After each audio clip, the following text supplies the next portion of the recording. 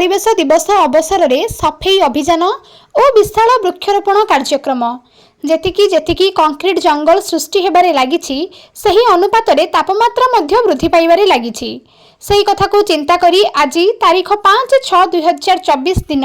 विश्व परिवेश दिवस अवसर में छत्रपुर निकटरे थिबा माँ रामचंडी मंदिर परिसर रे माँ रामचंडी ट्रस्ट मंदिर परिचालना कमिटी पूजा कमिटी ओएसपी अष्टम बाटालियन सदस्य प्रतिभा कॉलेज छात्र और विभिन्न स्वेच्छासेवी संगठन मिलित उद्यम एक विशाल वृक्षरोपण कार्यक्रम सकाळ 7टारू आरंभ होई दिबा 9:30 घटिका पर्यंत चलीथिला।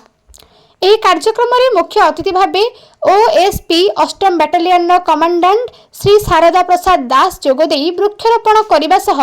ସମସ୍ତଙ୍କୁ ଭବିଷ୍ୟତରେ ପର୍ଯ୍ୟାପ୍ତ ମାତ୍ରାରେ ବୃକ୍ଷରୋପଣ କରିବାକୁ ଉତ୍ସାହିତ କରିଥିଲେ।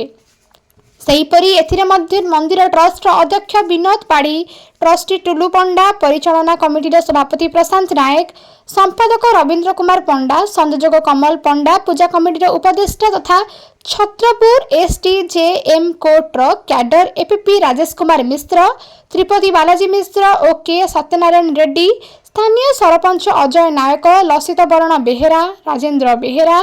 जीवन कुमार महारणा संतोष पंडा समाजसेवी मनोज मिश्र टुटू नायक माधव सासमल नारायण साहू जी कोरिया प्रमुख जोगदे